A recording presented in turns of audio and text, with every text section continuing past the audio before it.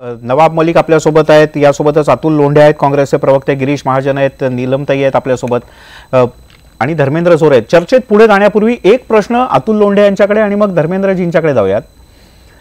अतुल लोंढे, या सगळ्यात काँग्रेसने पडद्यामागनं काही भूमिका बजावली का? तुम्ही आता हे प्रस्ताव देतायत, ते प्रस्ताव देतायत, याची फक्त वाट बघत होतात का तुमची मूक सहमती होती या सगळ्याला? नाही, एक तर मिलिंद असा आहे की सगळ्या विरोधी पक्षांची मोठ बांधल्यानंतरची काय परिस्थिती नगरमध्ये होऊ शकते हा सगळा आकडा आपल्या समोर आहे आणि आमचे 5च होते, त्यामुळे तो काही प्रश्न येत नाही. आणि स्थानिक स्वराज्य संस्थांचा थोडासा विचार केला तर वेगळी परिस्थिती महाराष्ट्रात वेगवेगळ्या ठिकाणी उद्भवते. आता त्या दिवशी गिरीश महाजन साहेब एका वाहिनीवर होते, त्यांनी सांगितलं की शिवसेना ही जिल्हा परिषदेमध्ये आहे. तिथेच शिवसेनेचे कामदार होते, त्यांनी सांगितलं की नाही आम्ही जिल्हा परिषदमध्ये नाही आहे. तर अशा पद्धतीचे आरोप प्रत्यारोप सुरू आहे. पण मला एक गोष्ट इथे प्रकर्षाने सांगायची आहे की राष्ट्रवादी काँग्रेसने याच्यापूर्वी सुद्धा कारवाई केलेली आहे. बीडमध्ये आपल्याला माहित असेल आमदारांवर कारवाई केलेली आहे आणि इथे सुद्धा त्यांनी नगरसेवकांना पत्र दिलेलं आहे आणि त्यांची जी कमिटमेंट आहे विरोधाची आणि काँग्रेस सोबतची ती त्यांनी निदान दाखवली आहे. आता जे काही टेक्निकल असेल की ते होणार नाही निलंबित, ते कारण 2/3 आपल्याला अँटी डिफेक्शन लॉ प्रमाणे त्या सगळ्या गोष्टी अलहिदा. महत्वाची गोष्ट अशी आहे की या महाराष्ट्राचे मुख्यमंत्री नाही नाही नाही नाही नाही लग्न नाही झालं तरी चालेल, अविवाहित राहील, पण कधीही राष्ट्रवादी सोबत बसणार नाही, असं या चॅनल्सवर सगळ्या महाराष्ट्राने पाहिलेले मुख्यमंत्री भाजपच्या नगरसेवकांवर काय कारवाई करते हे सगळं पाहण्यासारखं आहे. कारण की तुम्ही सातत्याने तुमचे शब्द फिरवता, तुम्ही योजना राबवताना सातत्याने तुमचे शब्द फिरवता, तुम्ही राजकारण करताना तुमचे सातत्याने शब्द फिरवता आणि जेवढ्या अनैतिक गोष्टी असतील तेवढ्या सगळ्या भाजपा करते. अगदी अरुणाचल प्रदेश पासूनचं उदाहरण आहे. अरुणाचल प्रदेशमध्ये आमचे 42 होते, 60 पैकी त्यांचे 11च होते. आरोप काय सीएमनी म्हटलेला आहे, गिरीश भाऊ नाही म्हणून द्यावं की सीएम असे बोलले नाही आहेत. गिरीश भाऊ काय उत्तर आहे? ऐकतोय अतिशय हास्यास्पद आहे. यांची परिस्थिती फारच केविलवाणी काँग्रेसची. 5 लोक होते, खरं म्हणजे बिचारे ते पण इकडे आले होते, पण ऐनवर ते म्हणजे तुमची संख्या पूर्ण झाली आहे म्हणून आम्ही थांबून जातो म्हणून त्यांना ते थांबून गेलेत. आता मला सांगा आमची कुठलीही राष्ट्रवादी काँग्रेसचे नगरसेवक पण पाठिंबा आता प्रश्न असा आहे गिरीश भाऊ सीएम काय बोलले, सीएम काय बोलले होते ते सांगा ना गिरीश भाऊ, आणि तुम्ही काय कारवाई करणार ते सांगा. आम्ही तो मुद्दा आहे ना, आम्ही आम्ही कशाला कारवाई करायची, म्हणजे आमचा महापौर उपमहापौर झाला आणि आम्ही कारवाई करायचा प्रश्न आहे. असा विषय होऊ शकतो का? मला एक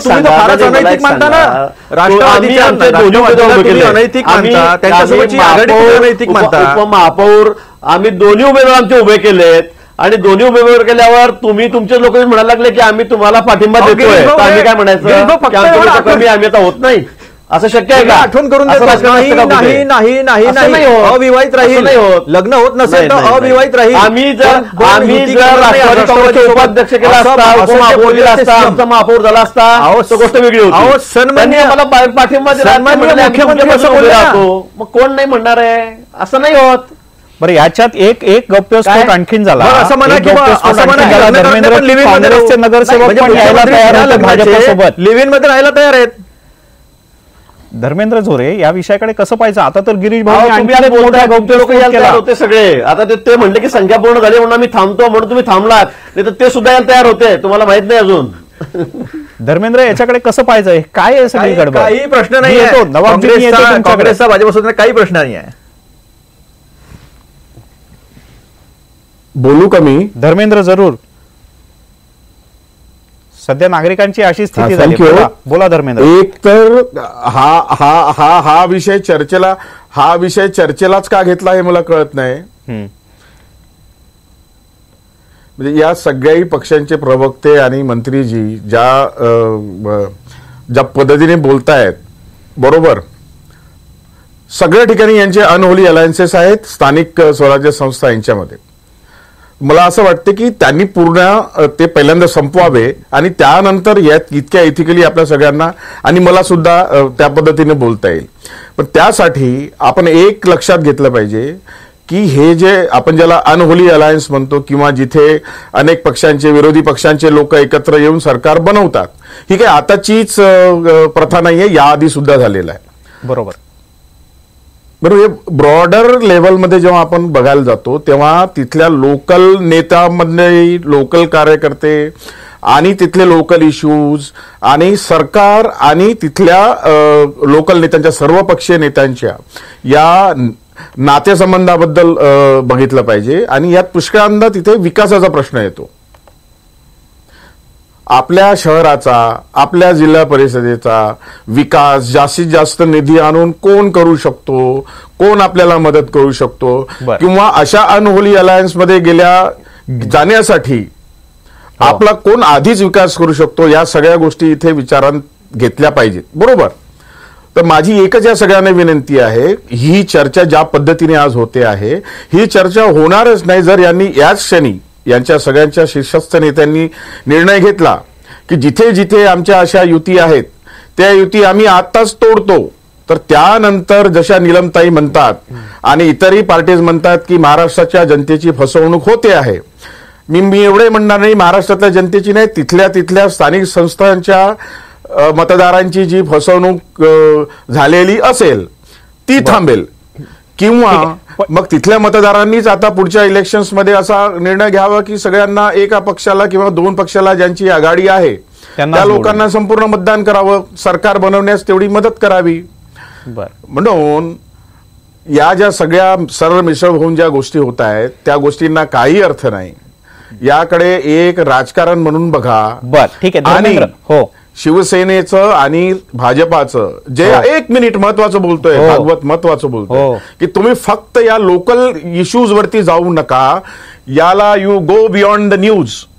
शिवसेना आणि बीजेपीचं जे सध्या चालू आहे त्याचा एक भाग हे समजा. ज्या पद्धतीने शिवसेना म्हणते आम्हाला बीजेपी सोबत जायचं नव्हतं म्हणून आम्ही गेलेलो नाही, गिरीश भाऊ इथे सांगतायत की आम्ही शिवसेनेला निमंत्रण दिलं होतं. निमंत्रण दिलं असताना सुद्धा जर शिवसेना तिथे जायला तयार नाही तर या ठिकाणी लोकल कारण आहे, स्थानिक कारण आहे की पुढच्या येणाऱ्या इलेक्शनच्या संदर्भातली होणारी जी चर्चा आहे, जी आघाडी होण्याचा जो याला युती, ते कारण आहे. जरा तिकडे जर थोडं तुम्ही विचार करून थोडा विचार केला, थोडा त्याच्यावरती जर प्रकाश टाकला तर बरोबर होईल. मला वाटतं की ही जी आहे बरोबर. येस इथे धर्मेंद्र आपण त्याच्यावरतीच प्रकाश टाकू, कारण ही सगळी चर्चा आणि तुम्ही केलेलं विश्लेषण नवाब मलिक ऐकतायत आणि या दरम्यान त्यांनी दोनदा हातही वर केला होता. नवाबभाई, मी तुमच्याकडे येतो. मला माहिती आहे तुम्हाला काही महत्वाचे मुद्दे मांडायचे आहेत आणि तुम्हाला अतुल लोंढ्यांचेही काही मुद्दे पटलेले नाहीत आणि स्वाभाविकपणे नीलमताईंचेही पटलेले नाहीत. आणि शिवसेनेचे मुद्दे पटले असते तर राष्ट्रवादी काँग्रेस गेलीच असती शिवसेनेबरोबर. एक अगदी काही क्षणांचा ब्रेक घेऊया. गिरीश भाऊ सुद्धा आपल्यासोबत आहेत. गिरीश भाऊंनी एक मोठा खुलासा केला की अहो, राष्ट्रवादीचेच काय काँग्रेसचेही नगरसेवक आमच्याकडे आले होते आणि ते बिनशर्त पाठिंबा द्यायला तयार होते. नेमकं काय झालं पडद्यामागे आणि काय होणार आहे? कोणाचा हात कोणाच्या हातात, कोणाचा पाय कोणाच्या पायात? गिरीश भाऊ आणि नीलमताई आपल्यासोबत आहेत, भाजप आणि काँग्रेसचे प्रवक्ते. आणि ब्रेकवर जाण्यापूर्वी धर्मेंद्र झोरे यांनी जो मुद्दा मांडला होता त्याला पुढे घेऊन जाण्यापूर्वी आपण नवाबभाईंच्याकडे जाऊयात. नवाबभाई, जर का स्वतः शरद पवार यांनी असं म्हटलं होतं की सगळ्या विरोधकांना घेऊन आपण भाजपला इथे हरवू, तुम्हाला जसा सेनेला भाजपबद्दल विश्वास वाटला नाही तसा तुम्हाला शिवसेनेबद्दल विश्वास वाटला नाही म्हणून तुम्ही त्यांच्यासोबत गेला नाहीत? नाही, सर्व विरोधक म्हणजे त्याच्यात शिवसेना नाही, ती सत्ताधारी पार्टी आहे. ते विरोधक नाही हे त्यांना कळलं पाहिजे एक. आणि ज्या पद्धतीने जोरे साहेबांनी सांगितलं की या महाराष्ट्रामध्ये अनहोली अलायन्सेस आहे हे कराय. महाराष्ट्रामध्ये जिल्हा परिषदा असतील, नगरपालिका असतील, कुठला पक्ष कुणासोबत हे काही परिस्थिती वेगळीच आहे राज्यभरात. आणि ही सुरुवात कधीपासून झाली?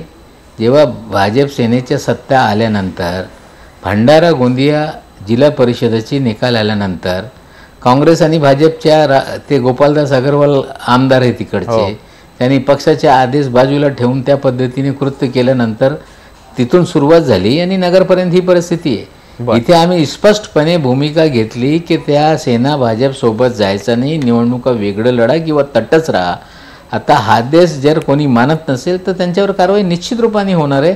आणि जेव्हा विरोधी पक्षात असताय लोक, पण रामदासबाईंनी म्हटलंय तसं तुम्ही दुतोंडी आहात का नाही आहात? नाही बघा, आमचं स्पष्ट आहे की आम्ही सेना किंवा भाजप सोबत जाणार नाही. महाराष्ट्रामध्ये काँग्रेस, राष्ट्रवादी काँग्रेस पार्टी व इतर पक्षांना सोबत घेऊन पुढची निवडणुका आम्ही लढू. ठीक आहे. आणि देवरे साहेबांनी ज्या पद्धतीने सांगितलेलं आहे की ठिकठिकाणी जे अनहोली अलायन्सेस आहे त्या बाबतीत पण पुढच्या आघाडीच्या बैठकीमध्ये चर्चा करून हे सगळं संपवलं पाहिजे आणि इथे या प्रकारचं राजकारण नको त्या बाबतीत पण चर्चा करू. ठीक आहे, ठीक आहे. मी येतो नीलमताई, मी येतो तुमच्याकडे. अतुल लोंढेजी, तुम्ही सहमत आहात नवाब मलिक यांच्याशी का तुमचं वेगळं मत आहे? तुम्हाला असं वाटतं की सेना सत्तेतली नाहीये, विरोधक आहे, त्यामुळे सेनेचा चान्स घ्यायला हरकत नाही? अजिबात नाही. इनफॅक्ट मी तुम्हाला एक गोष्टीची अजून आठवण करून देऊ इच्छितो की मनसेच्या संदर्भामध्ये असा प्रश्न उपस्थित झाला होता तेव्हा आम्ही स्पष्टपणे सन्माननीय अशोक चव्हाण साहेबांनी क्लिअर केलं होतं की मनसे आमच्या विचारधारेचे नाही, त्यामुळे त्यांच्यासोबत जाण्याचा प्रश्न येत नाही. आमची आघाडी ही राष्ट्रवादीसोबत ठरलेली आहे.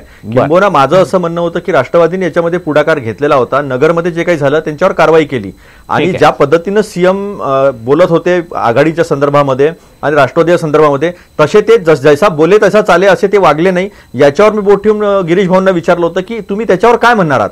आणि हे बरोबर आहे, अनहोली अलायन्सेस आहेत. अनहोली अलायन्सेस नंतर तुमचं बोलणं एक आणि वागणं एक याच्यामधला जो फरक आहे तो दाखवून देण्याचा प्रयत्न होता. पण ही गोष्ट खरी आहे की आमच्या पुढच्या बैठकीमध्ये याच्या संदर्भात चर्चा होऊन ज्या काही अनहोली अलायन्सेस आहेत त्या तोडल्याच पाहिजे, कारण की त्याच्यामुळे लोकांमध्ये चुकीचा संदेश जातो. प्रश्न स्थानिक विकासाचा आणि बाकीच्या गोष्टींचा असला तरी हा प्रश्न शेवटी ज्या पद्धतीनं भाजपा हाताळते ते सामदाम दंडभेद किंवा लोकांना काय काय दाखवून तुमचं म्हणणं नवाब मलिक पण ऐकतायत केला त्या संदर्भातला त्या पद्धतीने जे करते त्याच्यावर बोट ठेवलंच पाहिजे. ठीक आहे, तुमचं म्हणणं नवाब मलिक पण ऐकतायत. गिरीश भाऊ काय सांगता ना, अनिल राठोडांनी कशी भूमिका बजावली? नाही, मी प्रसन्न जे मी परवापासून म्हणतोय की इथे कसं आहे, तिथे त्रिशंकू आहे. इथे कुठल्याही पक्षाला स्पष्ट बहुमत नाही. मिलिंद भागवत 2 किंवा 3 पक्ष एकत्र आल्याशिवाय या ठिकाणी बहुमत होऊ शकत नाही. सॉरी. तर माझं म्हणणं असं आहे की मी पहिल्या दिवसापासून सांगतोय की या ठिकाणी 2 पक्ष किंवा 3 पक्ष एकत्रित आल्याशिवाय या ठिकाणी महापौर बसू शकत नाही. आणि म्हणून त्या ठिकाणी आम्ही ठरवलं होतं की आम्ही शिवसेनेबरोबर जावं, परंतु शिवसेनेला इतक्या वेळ निरोप देऊन सुद्धा त्यांचा सिग्नल नाही शेवटच्या दिवसावर तेच चाललेलं होतं. आमचे उमेदवार उभे होते आणि मग जसं लोंढेजी म्हणाले की शेवटी विकासाचा मुद्दाही लोक बघतात. त्यांना माहिती आहे सरकार कोणाचं आहे, दिल्लीपासून गिरीश भाऊ तुम्हाला एक प्रश्न दिल्लीचं सरकार कोणाचं आहे, निधी कोणाकडून येईल, विकास कसा करता शहराचा, आणि म्हणून त्यांनी आम्हाला मतदान केलंय. आम्ही त्यांना काही त्यांचा उपमहापौर केला का त्यांना सोबत घेतलं अशातला कुठलाही प्रश्न नाहीये. ठीक आहे, आणि म्हणून एक प्रश्न, तुम्ही आमच्या सोबत यायचं नाही, आम्ही राष्ट्रवादी सोबत, राष्ट्रवादीने आम्हाला मतदान केलं तर मग आम्ही अनहोली झालेली युती अशी, तर हे म्हणण्यात. गिरीश भाऊ शेवटचा प्रश्न तुम्हाला, आता जसे तुम्ही वाट बघत बसलात प्रस्तावाची, पुढच्या 2 महिन्यात आणि त्याच्यानंतरच्या 6 महिन्याने तुम्ही फक्त वाट बघत बसणार आहात प्रस्तावाची का तुम्ही पुढाकार घेणार आहात?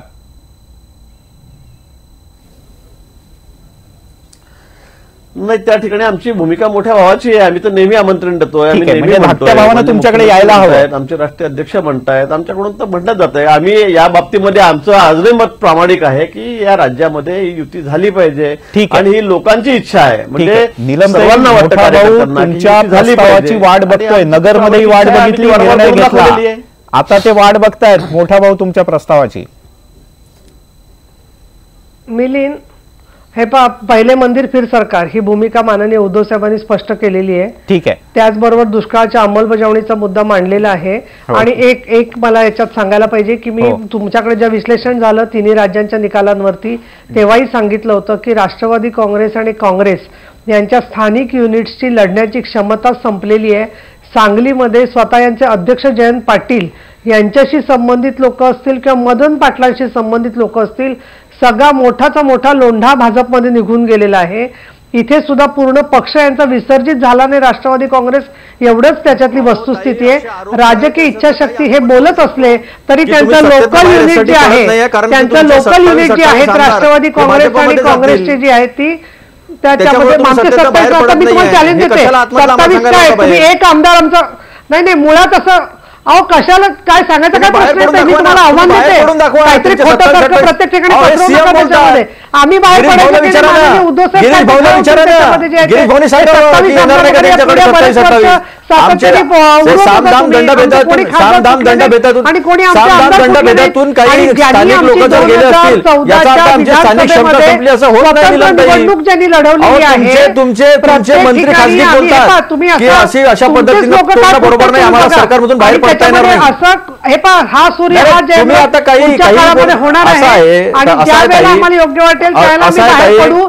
फक्त ते तर तुम्ही होणारच आहे. स्वतःचा 3-5 जनाधार राज्यांमध्ये झालं वाढवण्यापेक्षा सतत आणि इकडे पण शिवसेना होणार कधी आहे. बाहेर पडते याची वाट बघतायत. त्याच्याच मुळे गिरीश भाऊ, लोकांना हे शेवटची कळत 30 आहे सेकंद. की तुमची राजकीय आम्हाला काही इच्छाशक्ती गरज नाहीये, संपली. कोण बाहेर शिवसेना पडतो, काय आपला वेळ करते? संपला. आम्हाला काही याच्यावरती गरज महाराष्ट्र नाही. अवलंबून तुम्ही आहे. बरं, नीलमताई, तुमच्या एक प्रश्न बद्दल तुम्हाला. बोला. तुम्ही तुमच्या मतभेद पक्षाबद्दल बोला, राजधानी आमची व्यक्त राजकीय करते. परिस्थिती फक्त आहे. शिवसेनेची नीलमताई, तयारी स्थानिक स्वराज्य धर्मेंद्र संस्थांमध्ये मी येतो. आम्ही दुसऱ्या नंबरवर आहोत. नीलमताई, स्थानिक स्वराज्य अतुलजी, एक संस्थांच्या मिनिट. सभासद संख्येमध्ये आम्ही दुसऱ्या नंबरवर आहोत. अतुलजी, आणि एक आमची मिनिट. शक्ती काय आहे ते नीलमताई, आम्ही दाखवली आहे. मोठा पाच भाऊ राज्यात आणि तुमच्या महाराष्ट्रातही प्रस्तावाची दाखवू. वाट बघतोय, तुम्ही त्याला काय? प्रस्ताव देणार आहात का तुम्ही पण वाटच बघणार आहात? फक्त एकाच वाक्यात सांगा. नाही, मुळामध्ये उद्धव साहेबांना जेव्हा योग्य वाटेल त्याला ते संवाद ठीक साधू आहे. शकतात. ओके. त्यांचा तो अधिकार आहे. त्या ठीक आहे. संदर्भामध्ये कोणी वाट बघायची का वाट बघायला लावायची हा त्यांचा अधिकार ठीक आहे. गिरीश भाऊ, वेळ संपले. 30 सेकंद तुमच्याकरता.